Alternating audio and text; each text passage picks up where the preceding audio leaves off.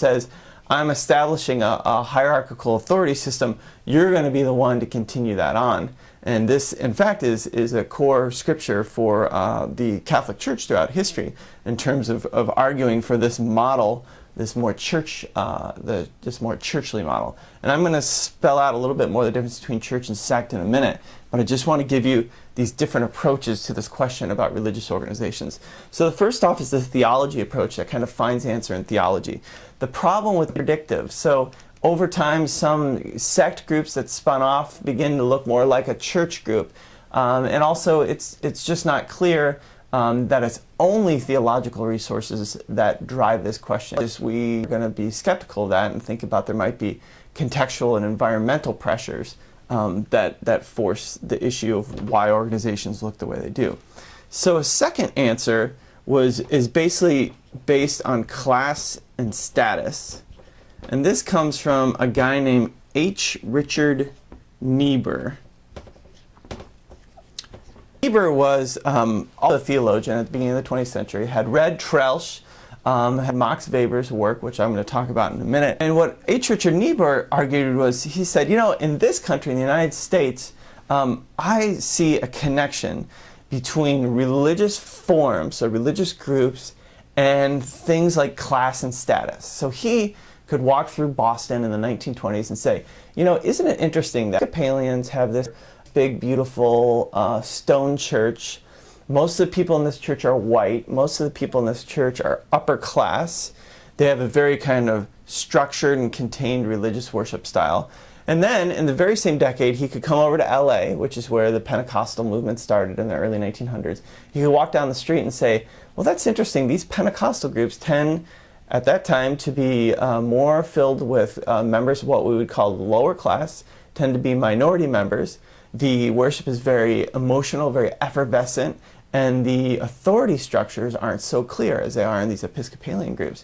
So he says to himself, well, what is it that drives the continuing separation of these different types of groups? So that was part of his concern, is not just how they came to be, but what keeps the separation going. And he argues that it's this sociological dynamic of a way for groups to continue to kind of maintain their social location and continue to basically benefit from the divisions that occur by race and class. So in some ways they keep homogeneous their religious body, which also then keeps homogeneous their religious style, because if you're not crossing the religious bodies by class and race, well then you're not crossing a religious styles, you won't get a cross-fertilization.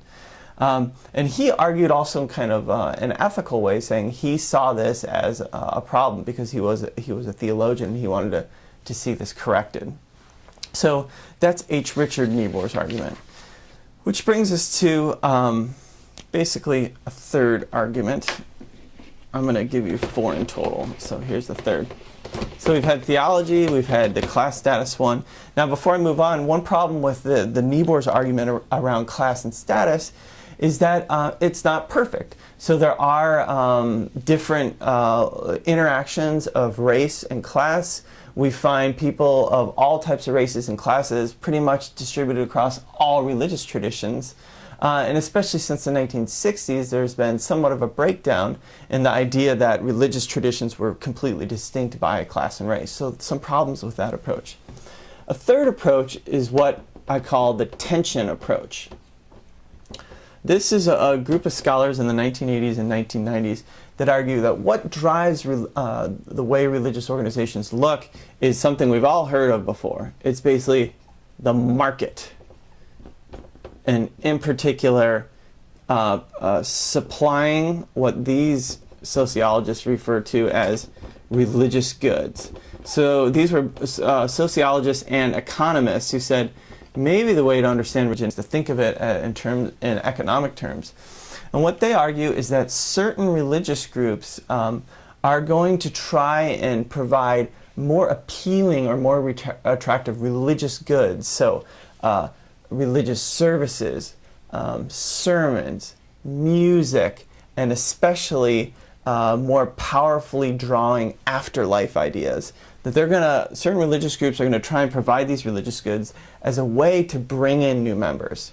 And so one example, if you look at your other handout that I posted on the website, the reading from the AME Zion Church, which is an interesting example of how a sect group will spin out of another group. In this case, the AME Church is a large denomination in the United States, mostly African American. And that short news article was about one particular church within the denomination that had started off really small, but through the entrepreneurial activity of the pastor, ended up with, I think it said, 24,000 people in the pews of this church, involved in all sorts of programs. And eventually the leader of this local church said, you know what? I've got such a good thing going. I'm going to spin off, break away from my denomination, take my people, my church, and my particular religious message and go out on my own. And so that, in this argument, it was this message about religious goods that transformed a small church into this large sect spin-off that's now going its own way. And what's important in all of this is that it seems that these groups often ratchet up tension with society. So in the case of the AME Zion Church in that small news article, the local group was becoming more wary about how the national denomination of the AME was less in tension with society. It was maybe not as critical of society or not as judgmental, not as pushing a religious message on society. And so these authors that argue in this strain of thought say what these groups do is they ratchet up the tension with the world around them. And by doing so, make the religious goods, the religious answers that they offer, more appealing and more valuable to people. And they'll join, and that will generate basically these religious organizations that not only get more members, but oftentimes are more tightly linked in with each other and are more in tension with society around them. What's important to remember, or in terms of a critique of this argument, is that it doesn't account for the way that tension might work in another direction. They always assume that tension is basically these conservative religious groups ratcheting up tension with what the authors see as like an increasingly liberal American society. But having lived in California this past fall with the Prop, I believe it was called Prop 8, the anti-gay bill, what's clear, first off, that bill passed in the general population. So actually those religious groups that were against the bill, so those religious groups that were for gay marriage, were actually much more in tension with mainstream society than conservative religious groups that seem to help pass that passage. But these authors don't account for the way that liberal religious groups and their teachings and their structures can also be in tension with the world around them. So these authors can provide us a bit of a one-sided around the way tension works, which is all along reducing and saying that I land when church section based off of a lot of vague, all traced back to Max Weber, much of his writings about church and sect. And that's where I'll bring us to end this lecture, is to say we want to look at these categories suggested by Max Weber and see how they help us. And the sect theory does is it helps us to categorize religious groups, to give a real thick description of what they are, what they look like, and what they do. Though it's a problematic theory because it doesn't help us to kind of predict what's, for the most part, doesn't help us predict what's going to happen with religious groups. But here's what Max Weber gives us. He gives us basically this this fourth fold. Actually, I should say Max Weber, along with McGuire, the author of our text, gives us this fourth fold category: church, sect, denomination, and cult. And you can look on page 157 for how McGuire presents this.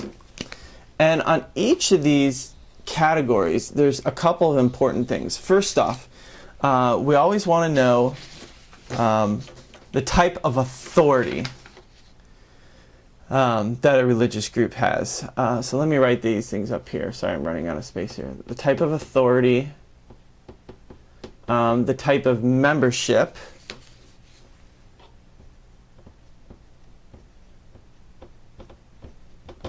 and the type of interaction with the state. Okay? So on